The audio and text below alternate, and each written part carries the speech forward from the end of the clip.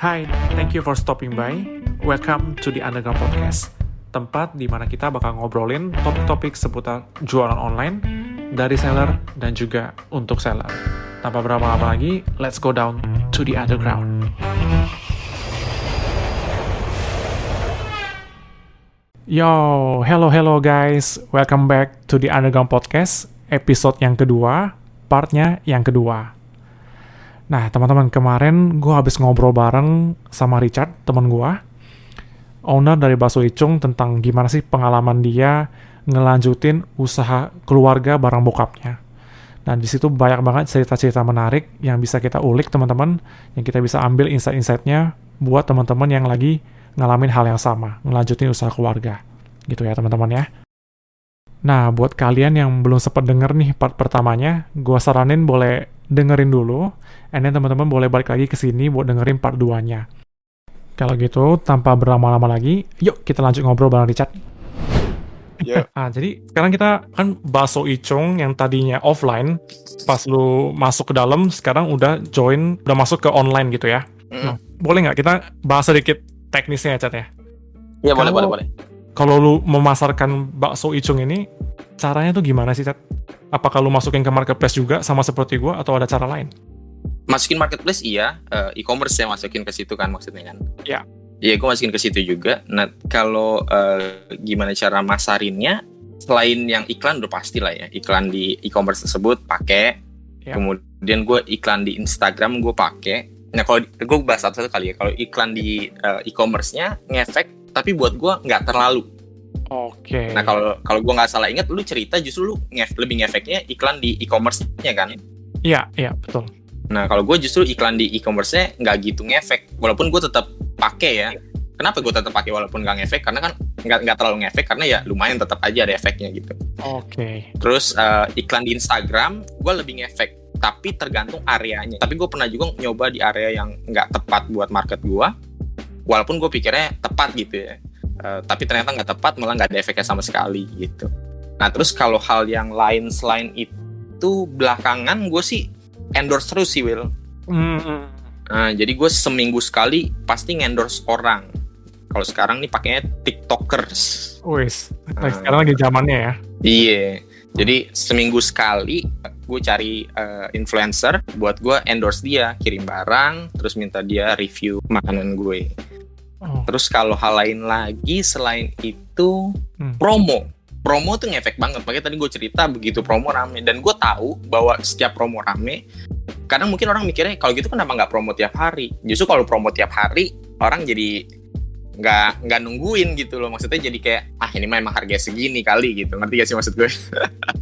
Tapi ketika lo bikin jarang, nah baru tuh ketika lo bikin promo tuh orang jadi mau ikut beli gitu loh. Dan gue juga rutin tuh promo tuh, sebulan sekali gue promo. Kalau tadi kan gue endorse seminggu sekali, nah kalau promo itu gue sebulan sekali. Nah, hal lain yang baru gue lakuin juga baru-baru ini, setiap kali ada customer chat, itu gue nggak sekedar kirim foto, tapi sekarang gue lebih kirim video. Videonya gue ambil dari influencer-influencer yang gue endorse.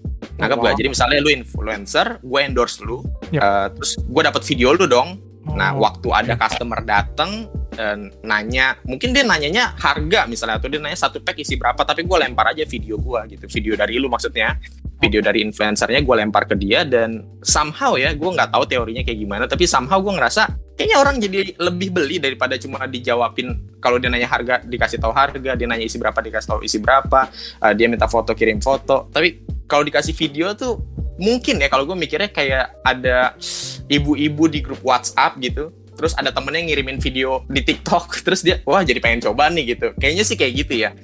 Dan gue ngerasa itu works gitu. Buat gue sekarang ini works banget gitu, ngefek lah gitu. Oke, berarti nggak cuman balasin tapi kasih video testimoni juga ya. Dan harapannya bisa di-share juga ya, Chat ya?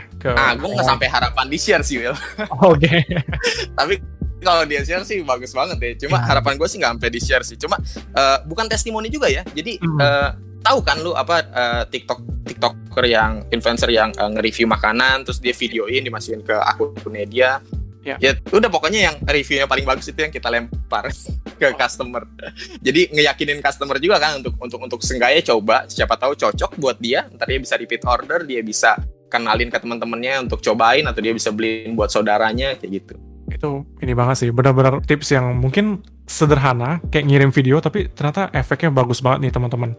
Tapi gue setuju juga sih, kalau misalnya apalagi nih makanan ya, kalau dikasih video kita bisa ngeliatin makanannya secara lebih jelas gitu teman-teman, dan lebih trusted juga. Ya apalagi influencer kan bagus, maksudnya kalau dia udah jadi influencer dan kita mau endorse dia, pasti kan dia udah bagus juga gitu ya. Jadi cara dia nge-review, lu punya barang dipegang sama orang yang lu nggak kenal atau orang biasa gitu, terus lu punya barang yang dipegang sama orang yang ini kan influencer kesukaan gua gitu, walaupun nggak banyak orang mungkin tahu, tapi banyak orang yang beberapa orang tuh suka sama influencer ini, dan karena influencer ini makan bakso gua, dia jadi pengen coba. Nah itu juga ngalamin tuh gua kemarin ini, gua sebut nama gak ya? Lu tahu? Gua tahu dari Instagram lu tadi, men. Lu tahu dari Instagram gue ya. Jadi kalau lu tahu ya, influencer tuh ada yang sekedar influencer baru mulai, tapi ada influencer tuh yang udah punya fans yang fanatik gitu loh. Yang kalau influencernya beli apa, dia ikut beli. Yang influencernya di endorse apa, dia pasti beli barang yang di endorse ke influencer yang dia suka.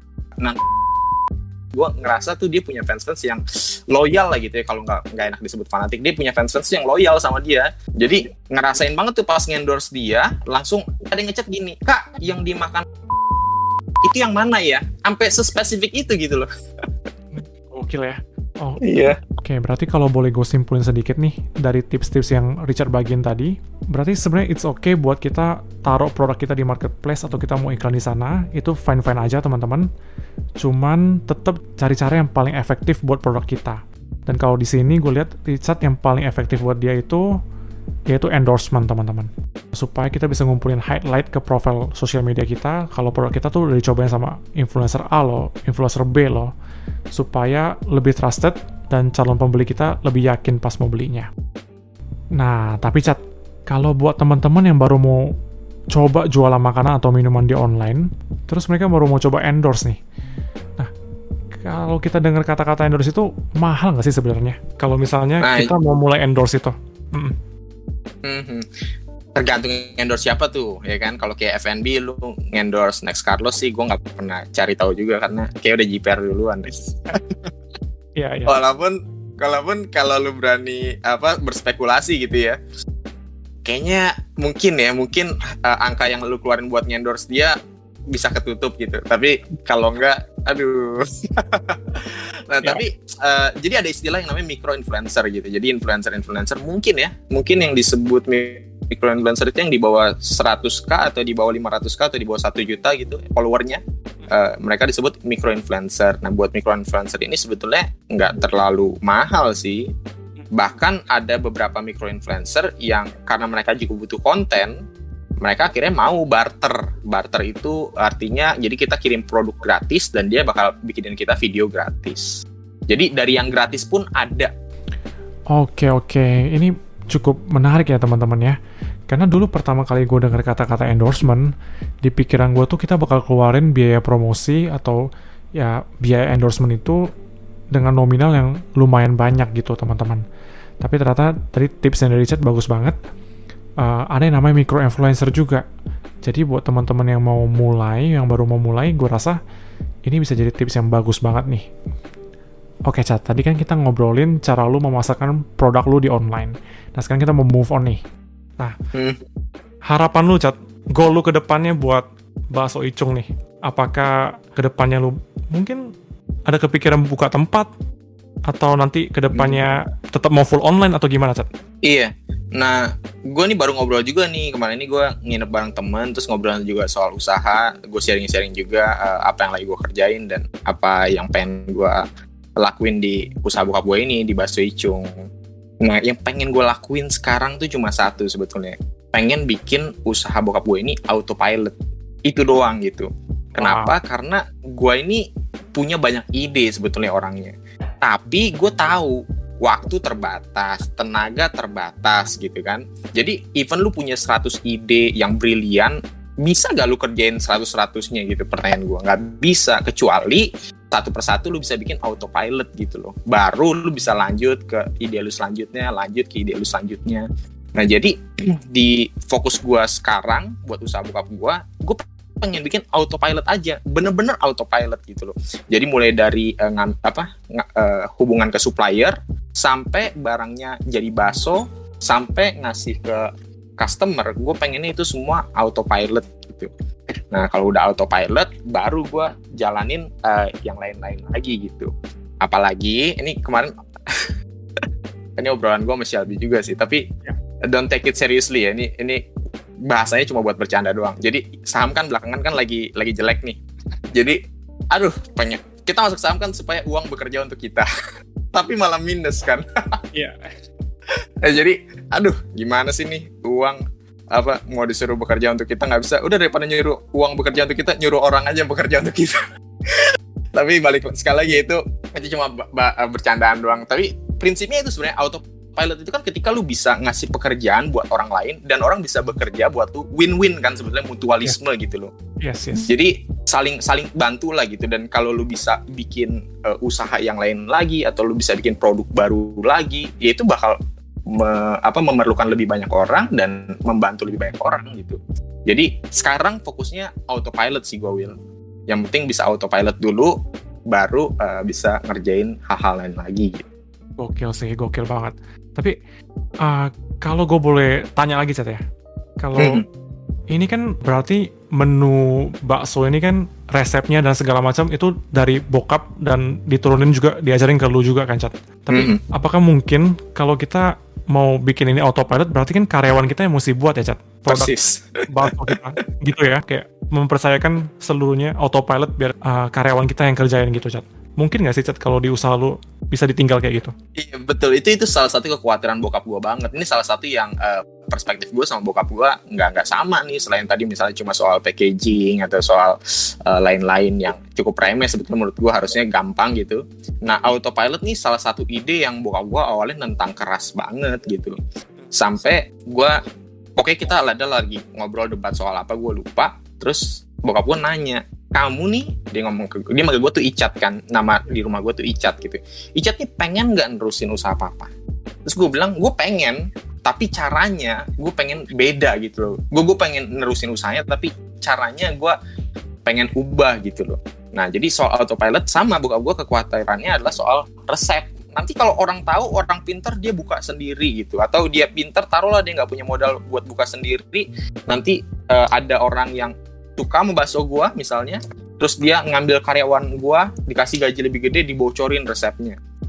Jujur, memang gue nggak mau bilang bahwa itu nggak mungkin terjadi, tapi gue kok nggak khawatir ya, Will, itu terjadi. Melihat bahwa kalau kita lihat keluar sana, di luar tuh banyak loh usaha makanan yang autopilot gitu, dan they are doing well gitu. Jadi gue juga bisa, lu juga bisa, yang lain juga bisa gitu. Oke. Ini interesting banget. Jadi Richard ini mau capai goalnya itu supaya bisa autopilot. Dan ngomongin autopilot ini berarti kita mesti build sistemnya, Chat ya, dengan rapi mungkin ya, sebelum benar-benar kita tinggalin. Dan ini juga pasti a long journey ya, Chat ya, proses yang cukup panjang buat sampai kita bisa ninggalin usaha kita supaya bisa running gitu ya. Iya. Oke. Dan ngomongin tentang hal ini ya, gue bisa sharing juga ke teman-teman. Salah satu yang menginspirasi gue juga nih, kenapa gue juga ada harapan juga someday gitu ya, usaha gue bisa autopilot juga nih. Itu juga karena Richard dan Shelby, teman-teman. Ya mereka yang nge-encourage gue lah untuk sama-sama bisa at the end goal kita ya, kita bisa autopilot. Kenapa kita bisa autopilot? Supaya waktu kita 24 jam itu kita nggak habisin semua di kegiatan operasional kerjaan kita gitu ya. Tapi kita bisa ngembangin skill kita di tempat lain, atau ngembangin usaha kita yang lain juga. Bahkan bisa belajar investasi juga mungkin. Dan banyak hal lainnya yang bisa kita lakuin kalau kita nggak fokus lagi ke operasional kita. Kira-kira seperti itu teman-teman yang gue dapetin.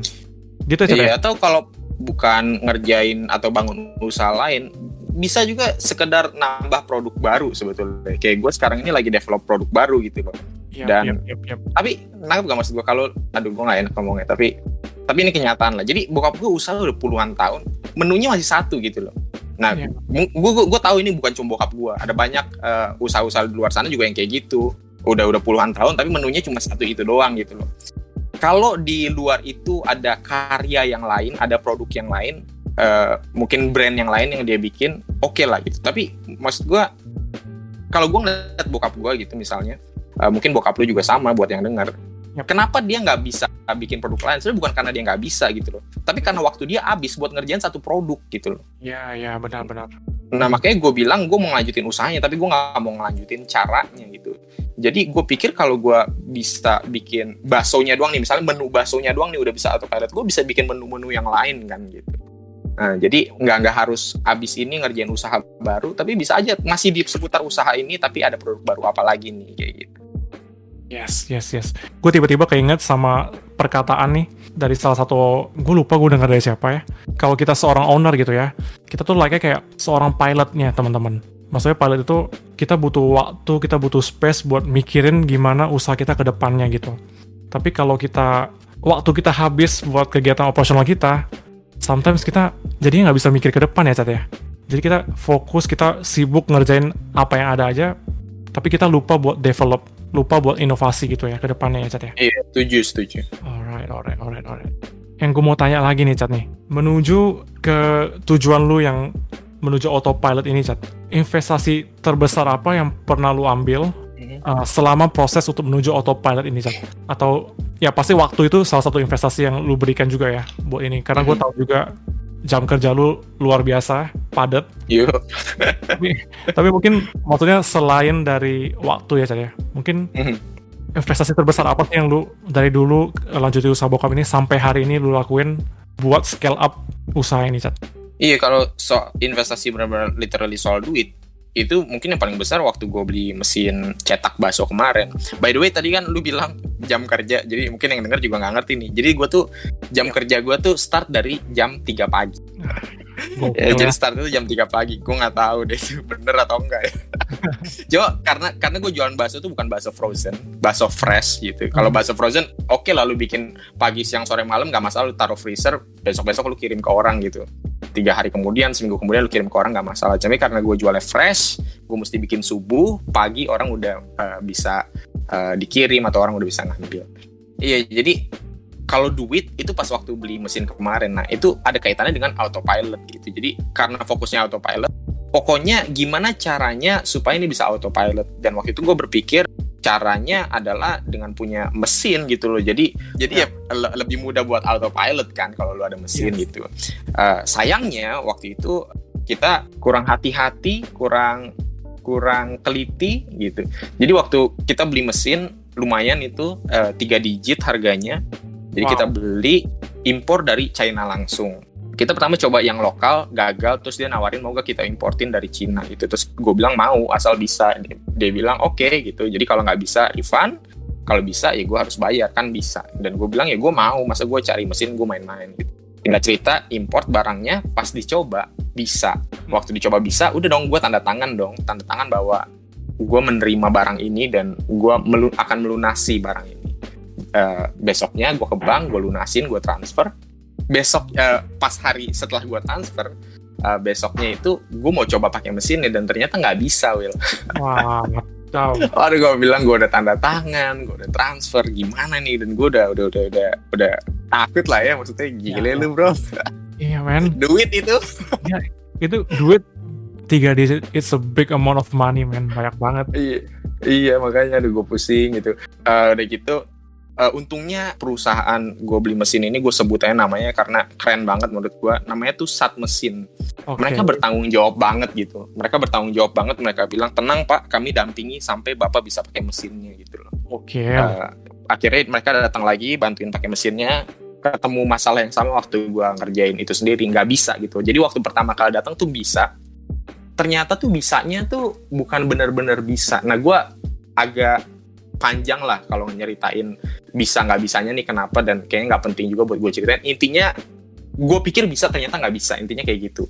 Jadi waktu di percobaan kedua barang teknisinya pun gagal, percobaan ketiga barang teknisinya pun gagal, mau ke pertemuan keempat gue mulai mikir gimana nih kalau benar-benar gagal gitu, apakah tanda tangan gue akan jadi senjata mereka untuk bilang barang yang nggak bisa di refund. Itu kan kekhawatiran terbesar ya, karena udah tanda tangan kan. Iya.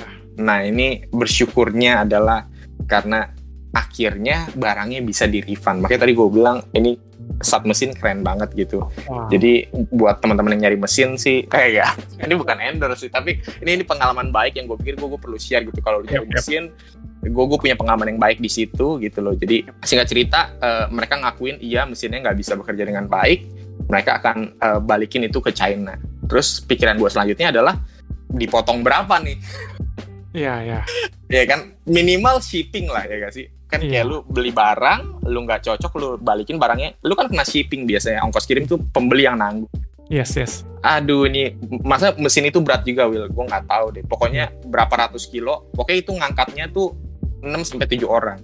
Gokil. Dan itu masih berat gitu rasanya. Nah jadi mesinnya berat, gue nggak tahu berapa ratus kilo, di shippingnya ke China, pulang pergi.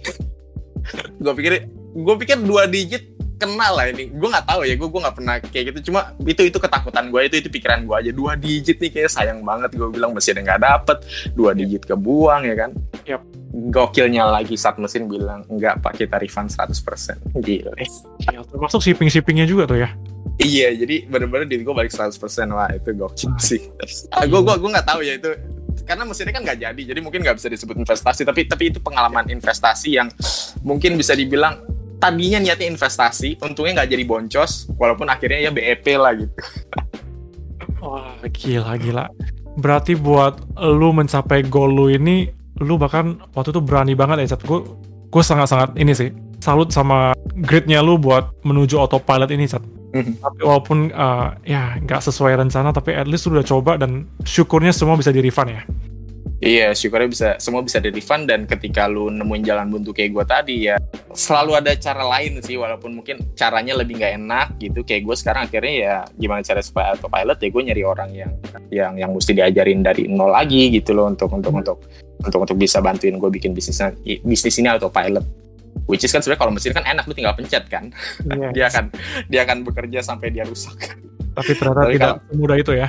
Iya, ternyata nggak semulus. Ya sering lah kayak gitu, dari kita mulai sebuah usaha, atau kita kerja sama orang, atau kita ngajuin usaha tua. Ya adalah hal-hal yang bikin itu jadi nggak mulus aja gitu. Yes. Wah gila. Semua yang kita ngobrolin tadi dari awal sampai akhir, it's so interesting teman-teman. Ya, semoga juga apa yang dibagiin tadi itu bisa kasih sedikit teman-teman insight mungkin di usaha bidang F&B, atau juga bisa kasih teman-teman inspirasi ya buat memulai usaha di bidang F&B juga, kayak gitu. Atau bahkan buat teman-teman yang sekarang lagi mencoba mau melanjutkan usaha dari orang tua. Nah, teman-teman, semoga podcast kali ini bisa buat kalian ya. Oke, Chat, udah nggak terasa nih. Udah hampir 1 jam ternyata kita ngobrol. Goks ya. Thank you banget, Chat, udah join di podcast kita hari ini. Asik. Thank you juga Will, thank you juga buat Adrian yang edit. Thank you Adrian.